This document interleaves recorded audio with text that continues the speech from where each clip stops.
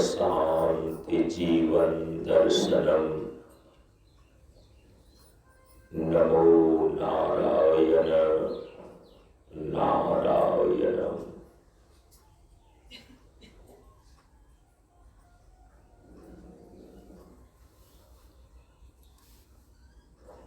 हम सभी लोग प्रशांत योगाश्रम 50वां मंच पर आयोजित नल संवत्सर सन 2024 ईस्वी के महाशिवरात्रि महोत्सव अनुष्ठान के सत्संग सत्र में आज 8 मार्च 2024 ईस्वी को उपस्थित हैं।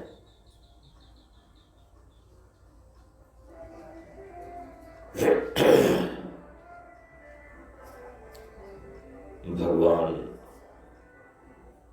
सदाशिव के चरणों में प्रणाम निवेदित करने के लिए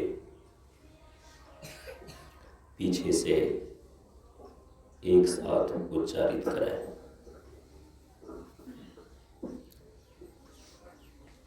ओम विशुद्ध ज्ञान देहाय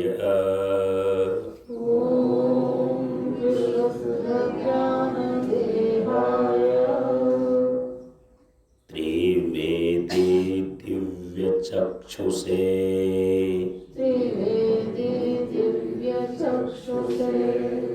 श्रेयः प्राप्ति निमित्ताय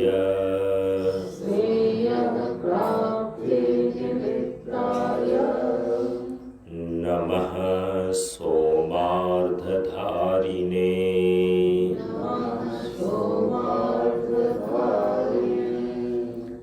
नमः सोमार्धधारिणे।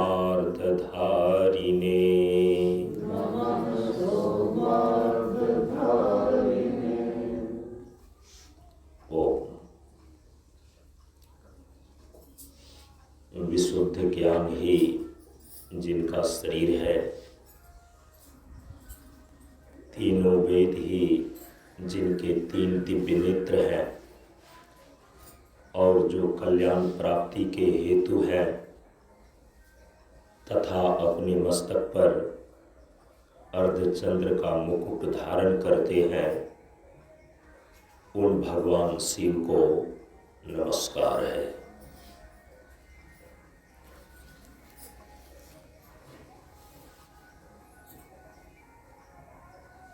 महाशिवरात्रि महोत्सव अनुष्ठान के सत्संग सत्र में उपस्थित श्रद्धालु सत्संग प्रेमियों,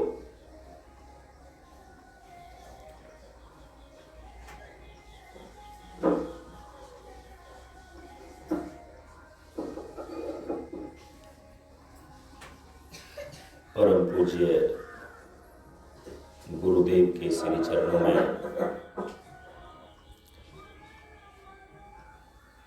भगवान सदाशिव के गुरु रूप श्री दक्षिणा मूर्ति स्वरूप को नमन करते हुए हम गुरु परंपरा को प्रणाम करते हैं। सदा शिव समारंभां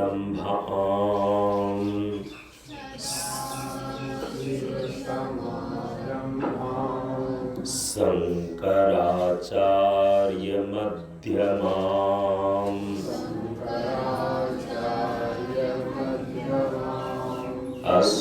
अस्मदाचार्य पर्यन्तां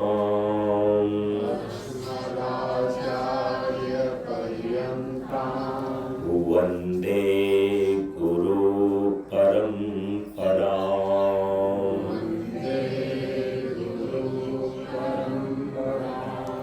वन्दे गुरु परंपरां।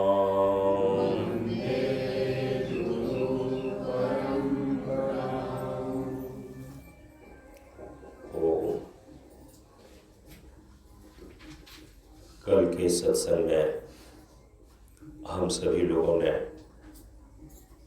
शिव तत्व पर विचार किया और इसमें आप सभी लोगों ने यह श्रवण किया कि सनातन धर्म की परंपरा में शिव तत्व व्यवहारिक दृष्टिकोण से सृष्टि के संदर्भ में परमात्मा के जो 5 कृत्य हैं उनमें जगत के संहारकर्ता के रूप में शिव की प्रतिष्ठा है। योग के दृष्टिकोण से शिव परम चेतना का प्रतीक है और परमार्थ दृष्टि से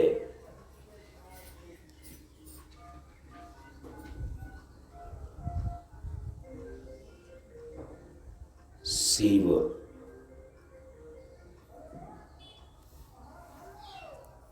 अद्वैतम ब्रह्मा निष्प्रपंच अद्वैत ब्रह्म के रूप में प्रतिष्ठित है। इसलिए जिनको जिस स्तर की जानकारी होती है भगवान शिव की पूजा और आराधना उसी स्तर से करते हैं। गृहस्थ लोग भगवान शिव और पार्वती का विवाह करके इस महोत्सव को मनाते हैं। योगी लोग अपनी आदि शक्ति कुंडलिनी का जागरण करके ब्रह्मरंध्र चक्र में स्थित परम चेतना का प्रतीक शिव से मिलन कराते हैं और सन्यासी लोग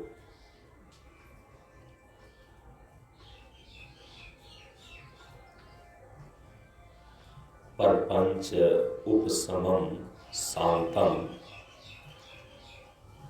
शिवम अद्वैतम ब्रह्मा मांडुक्य उपनिषद के इस मंत्र के अनुसार से सन्यासी लोग नाम रूपात्मक संपूर्ण जगत प्रपंच का उपशम करके इसका अपवाद करके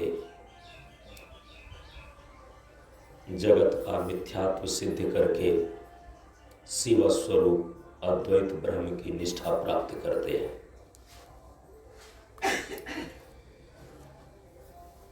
शिव अपने व्युत्पत्ति शब्द की व्युत्पत्ति अर्थ के अनुसार से शिव शब्द में जो इकार है इकारांत प्रकृतिश्च सब निष्प्रपंच ब्रह्म अभिधीयते। शिव संहिता के अनुसार से शिव शब्द में इकार प्रकृति का प्रतिपादन करता है और सब शब्द निष्क्रिय ब्रह्म का प्रतीक है।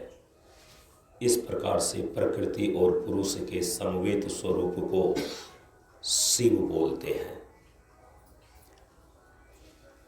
भगवान सदाशिव शाश्वत कालातीत अजन्मा अक्षय पूर्ण ब्रह्म है। वे सर्वोपरि परात्पर तत्व हैं, अर्थात उनसे परे और कुछ नहीं है। वेदों में इस परम तत्व को अव्यक्त अजन्मा सब का कारण विश्व का सृष्टा पालक एवं संहारक कहकर गुणगान किया है। वे सुख दुख अच्छाई बुराई से परे हैं। वे आँखों से नहीं दिखते, उन्हें ध्यान और समर्पण द्वारा हृदय में महसूस किया जा सकता है। वे सत्यम शिवम शुभम सुंदरम कांतम हैं। वे देवाधिदेव हैं, वे शीघ्र प्रसन्न होने वाले हैं, वे सर्वसुलभ हैं। सदाशिव एक आदर्श योगी हैं। उन्होंने मानव जाति के हितार्थ सबके शुभ और उपयोगी काम जो किया है वह है संसार को योग, भक्ति, ज्ञान, तंत्र, मंत्र, यंत्र आदि की जानकारी प्रदान करना। वे ऐसे लोगों पर अनुग्रह की वर्षा करते हैं जो पात्र हैं और जो उनके अनुग्रह के बिना संसार सागर को पार नहीं कर सकते। वे जगत गुरु ही नहीं बल्कि जीवन मुक्त या विरक्त सन्यासी के लिए भी एक आदर्श उदाहरण है। सदाशिव प्रेम के देवता हैं, उनकी कृपा असीम है। वे संसार सागर से जीवों के उद्धार में लगे रहते हैं। वे मानव जाति के प्रति परम प्रेम के वशीभूत होकर गुरु रूप धारण करते हैं। वे चाहते हैं कि सब उन्हें जानें और आनंदपूर्ण शिव पद को प्राप्त करें। और यहाँ शिव पद का अर्थ है अद्वैतम ब्रह्म, अर्थात अद्वैत ब्रह्मनिष्ठा को प्राप्त करें। सदाशिव की पंच क्रियाएं सृष्टि, स्थिति, संहार, तिरोभाव और अनुग्रह है। सदाशिव शुभ्र वर्ण के हैं, जिनके द्वारा वे शिक्षा देते हैं लोगों का हृदय शुद्ध सरल हो और उनके विचार पवित्र हो। वे अपने ललाट पर भस्म या विभूति की 3 रेखाएं लगाते हैं। इसमें सीख है कि मनुष्य 3 अशुद्धियां अनव अर्थात अहंकार, कर्म जो फल की आशा से किए जाते हैं ऐसे सकाम कर्म, और माया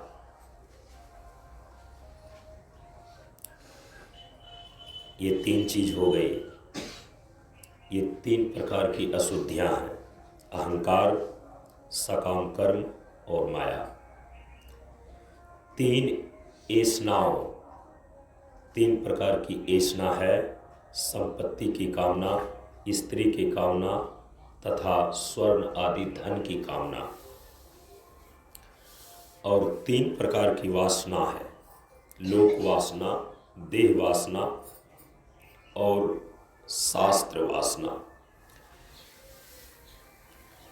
ललाट पर 3 रेखाओं को लगाकर भगवान सदाशिव शिक्षा देते हैं कि इन 3 अशुद्धियों, 3 ऐसनाओं और 3 वासनाओं को नष्ट करे और फिर शुद्ध भाव से उन्हें प्राप्त करे। ये तीनों रेखाएं प्रकृति के 3 गुण सत्व, रज, तम आदि के परे होकर के परम तत्व को प्राप्त करने की भी शिक्षा देता है। सदाशिव के चरित्र अनुग्रह पूर्ण है।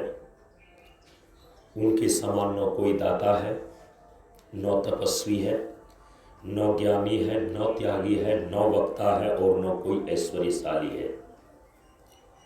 उन्हें संहारक कहा जाता है और केवल उन्हें संहारक कहना यह एक भूल है। जैसा कि कल मैंने आपको बताया, संहार समूल विनाश नहीं है।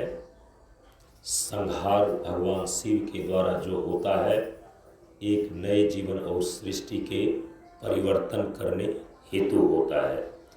इसीलिए शिव का अर्थ जहाँ कल्याणकारी है वहीं शिव का अर्थ प्रलयकर्ता भी है। इसीलिए वास्तव में सदा शिव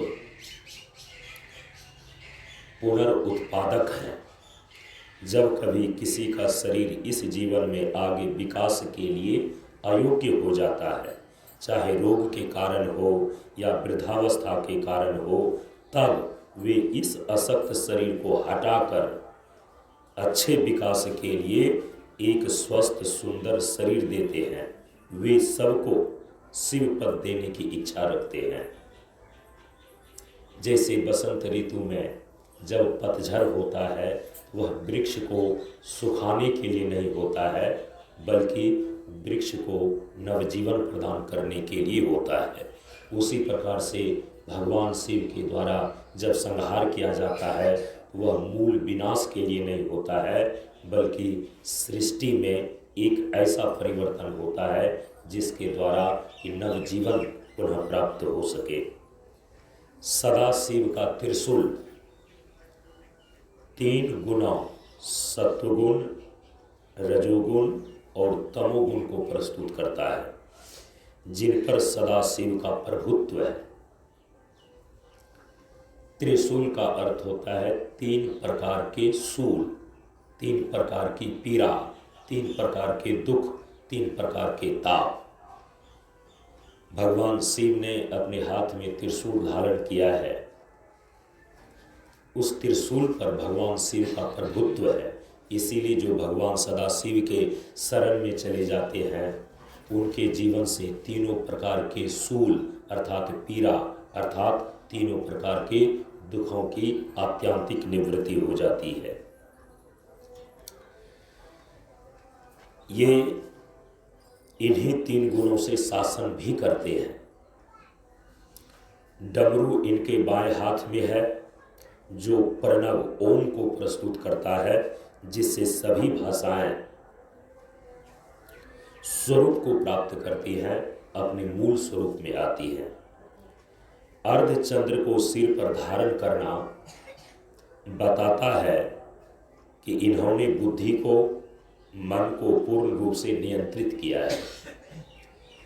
गंगा की धारा अमरता रूपी अमृत को प्रस्तुत करती है, जिस स्वरूप को हम सभी लोग यहाँ पूजा वेदी पर प्रतिष्ठित करके भगवान सदाशिव की पूजा और आराधना करते हैं। हम उसी की व्याख्या प्रस्तुत कर रहे हैं, उसी को बतला रहे हैं। तो गंगा की धारा अमरता रूपी अमृत को प्रस्तुत करती है। हाथी अपने आकार से गर्भवृत्ति का प्रतीक है। सदाशिव का हाथी चर्म को पहनना बताता है कि गर्भवृत्ति पर इनका नियंत्रण है। बाघ काम वासना का द्योतक है। सदाशिव का व्याघ्र चर्म पर बैठना बतलाता है कि इन्होंने काम वासना को वश में किया है। एक हाथ में मृग को पकड़ना यह बतलाता है कि इन्होंने मन की चंचलता को शांत कर लिया है। गले के चारों ओर सर्प का लपेटना ज्ञान और सनातनता का प्रतीक है। ज्ञान रूपी तीसरी आंख इनके ललाट के मध्य में होने के कारण इन्हें त्रिलोचन भी कहा जाता है। सदाशिव का अर्थ है कल्याण स्वरूप और कल्याण प्रदाता। श्रद्धा पूर्वक किया गया थोड़ा सा पूजन भी सदाशिव को प्रसन्न करने के लिए पर्याप्त होता है। सदाशिव का नाम किसी प्रकार से भी स्मरण किया जाए, सभी तरह से या गलत जानकर या अनजाने में, सावधानी से या असावधानी से, यह निश्चित है कि वे उसके अनुसार वांछित फल देते हैं। सदाशिव के नाम की महिमा को तर्क और बुद्धि से नहीं समझा जा सकता, बल्कि भक्ति, विश्वास और मंत्रों के भावपूर्ण जप द्वारा अनुभूत किया जा सकता है। उनका हर नाम अनंत शक्ति का भंडार है। सदाशिव के नाम की महिमा और निर्वचनीय है। भगवान शिव के नाम में अंतर्निहित शक्ति अगाध है। इसीलिए निरंतर शिव स्तोत्र के पाठ और सदाशिव के नाम स्मरण से मन शुद्ध होता है। शिव मंत्रों का जप अच्छे संस्कारों को प्रबल करता है। चूँकि आदमी जैसा सोचता है वैसा बन जाता है, यह एक मनोवैज्ञानिक नियम है। जो व्यक्ति स्वयं ही अपने को अच्छी सोच, पवित्र विचार के लिए शिक्षित करता है, उसके भीतर अच्छे विचारों के सृजन की प्रवृत्ति विकसित होती है। अच्छे विचारों से व्यक्ति का चरित्र अच्छे सांचे में ढल जाता है और बदल जाता है। जब मन सदा शिव के स्तोत्र का पाठ करते हुए उनके स्वरूप का स्मरण करता है, तब उस समय वह वास्तव में भगवान के विग्रह का स्वरूप ग्रहण कर लेता है। जो दिव्य विचारों को प्रश्रय देता है, वह निरंतर चिंतन द्वारा वास्तव में दिव्य स्वरूप को प्राप्त कर लेता है। उसका भाव शुद्ध और दिव्य हो जाता है। जिस प्रकार अग्नि की स्वाभाविक वृत्ति है ज्वलनशील वस्तुओं को जलाना, उसी प्रकार सदाशिव के नामों में पापों को, संस्कारों को और वासनाओं को भस्म करने तथा नाम स्मरण करने वालों को आंतरिक सुख और परम शांति प्रदान करने की शक्ति है। प्रत्येक आती जाती श्वास के साथ शिव तत्व का स्मरण करने से सुनिश्चित रूप से मानव जीवन का कल्याण हो जाता है। इसीलिए शिव तत्व का हमेशा ही स्मरण और ध्यान करना चाहिए।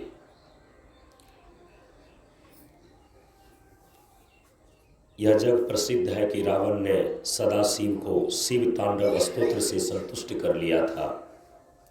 पुष्पदंत ने सदाशिव को शिव महिमन स्तोत्र से प्रसन्न किया था। जिन्होंने सदाशिव को संतुष्ट किया, उन्हें शिव से ऐश्वर्य, सिद्धि और मुक्ति मिली।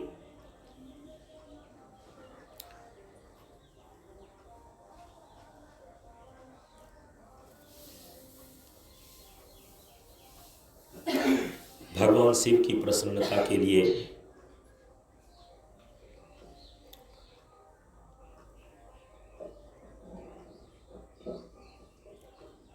एक आराधना का हिस्सा है अभिषेक। जल से अभिषेक करते हैं, दुग्ध से अभिषेक करते हैं, मधु से अभिषेक करते हैं।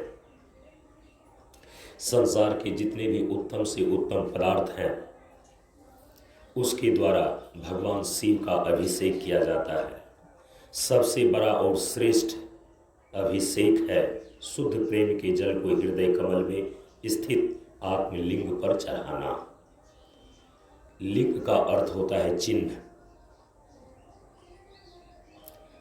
तो हृदय कमल में स्थित आत्मलिंग पर शुद्ध प्रेम के जल को चढ़ाना, ये सबसे बड़ा और श्रेष्ठ अभिषेक है। भिन्न भिन्न वस्तुओं से बाह्य अभिषेक सदाशिव के प्रति समर्पण और श्रद्धा के विकास में मदद करता है और अंत में शुद्ध प्रेम का बहाव प्रचुर मात्रा में आंतरिक अभिषेक कर पाएगा। बाहर के अभिषेक करने का प्रयोजन इतना ही है कि आपका हृदय शुद्ध और निर्मल होकर के जो शिव तत्व के रूप में सबके हृदय में आत्म तत्व विराजमान है, उस आत्म तत्व अर्थात शिव तत्व की अनुभव और अनुभूति कर सकें। इसीलिए अभिषेक शिव आराधना का एक अंग है। कहा जाता है कि बिना अभिषेक के शिव आराधना अधूरी रहती है। यही कारण है कि हम सभी लोग रात्रि के 4 प्रहर में भगवान शिव के लिंग पर यथोचित अभिषेक करते हैं। अभिषेक के दौरान विशेष लय और सुर के साथ रुद्री पाठ, पुरुष सूक्त, महामृत्युंजय जप आदि किए जाते हैं, जो हम सभी लोग करते हैं। भाव और श्रद्धा के साथ अभिषेक करने से मन एकाग्र होता है। इसीलिए जिस समय जल की धारा के द्वारा या दुग्ध धारा के द्वारा, घृत धारा के द्वारा लिंग पर अभिषेक किया जाता है, तो उस साधक को इतनी सजगता और इतनी तत्परता रखनी पड़ती है कि उसकी धारा अखंड रूप से शिवलिंग पर पड़ती रहे। हृदय भगवान की कल्पना और देवी विचारों से भर जाता है। अहंकार धीरे धीरे खत्म होता जाता है। जब ऐसा करते करते विस्मरण का भाव आता है, तब भक्त आनंद से भर जाता है, जिसको भाव समाधि कहते हैं, और उसे अपने अंदर स्वर्गीय सुख और शांति की अनुभूति होती है। अभिषेक स्वास्थ्य, संपदा, खुशहाली, समृद्धि आदि प्रदान करता है। महाशिवरात्रि के दिन किया गया अभिषेक, इसका बहुत ही बड़ा महत्व है और यह विशेष रूप से मंगलकारी होता है। ऐसे तो प्रत्येक मास में महाशिवरात्रि की तिथि आती है, उसमें भी अभिषेक किया जा सकता है। खास करके सोमवार के दिन भी अभिषेक करने पर यह मंगलकारी होता है। वेदः शिवः शिवो वेदः, वेद शिव हैं और शिव वेद हैं, अर्थात शिव वेद स्वरूप हैं। भारतीय संस्कृति में वेद की अनुपम महिमा है। जैसे सदाशिव अनादि हैं, वैसे ही वेद भी अनादि माने जाते हैं। इसीलिए भगवान सदाशिव को आदि गुरु बोलते हैं। आदि गुरु इसलिए बोलते हैं क्योंकि वेद का अर्थ ही होता है ज्ञान, और जो ज्ञान देने वाले होते हैं वे गुरु माने जाते हैं। चूँकि शिव वेद स्वरूप हैं, वेद अनादि है, इसलिए भगवान शिव को अनादि गुरु बोलते हैं। वेद मंत्रों के द्वारा सदाशिव की आराधना, अभिषेक, यज्ञ और जप किया जाता है। सदाशिव को रुद्र भी कहा जाता है क्योंकि ये रुद्र अर्थात दुष्ट को नष्ट कर देते हैं, दुर्जन को रुलाने वाले होते हैं, इसीलिए इनको रुद्र कहा जाता है। रुद्र की उपासना के लिए यजुर्वेद के अंतर्गत रुद्राष्टाध्याय का वर्णन आता है। रुद्राष्टाध्याय के मंत्रों द्वारा अभिषेक का विशेष महत्व है, जो कि हम सभी लोग रात्रि के चारों प्रहर का अभिषेक उसी रुद्री पाठ के द्वारा करते हैं। रुद्राष्टाध्याय रुद्रानुष्ठान प्रवृत्ति मार्ग से निवृत्ति मार्ग को प्राप्त कराने में समर्थ है। इसलिए जिन लोगों को जिस रूप में भी शिव तत्व की जानकारी प्राप्त होती है, उसके अनुसार से भगवान सदाशिव की पूजा और आराधना करके अपने जीवन का कल्याण प्राप्त करना चाहिए। बोलिए प्रेम से सदाशिव भगवान की जय। श्री दक्षिणामूर्ति भगवान की जय। आशीर्वचन, जयकार, शांति पाठ एक साथ।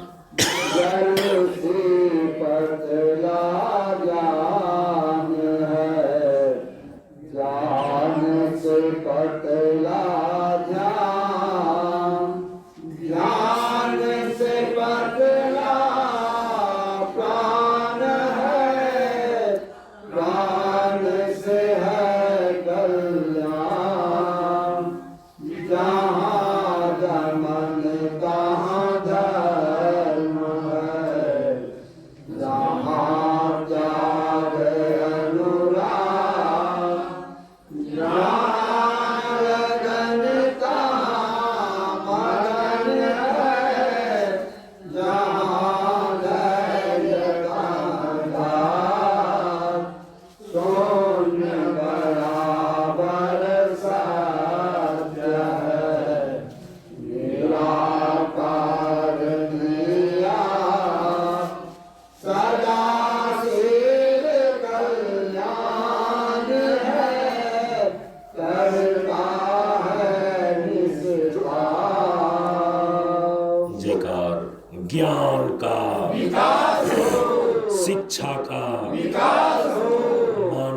का विकास हो, जीवन का प्रकाश हो, प्रशांत गुरु बाबा की जय हो, प्रशांत गुरु बाबा की जय हो, बोलिए प्रेम से सदा शिव भगवान की जय हो, सदा शिव भगवान की जय, प्रशांत जीवन दर्शनम, प्रशांत जीवन दर्शनम, शांति पाठ यो शांत हो अंतरिक्ष शांत हो पृथ्वी शांत हो जल शांत हो औषधि शांत हो वनस्पति शांत हो विश्वदेवता शांत हो ब्रह्मा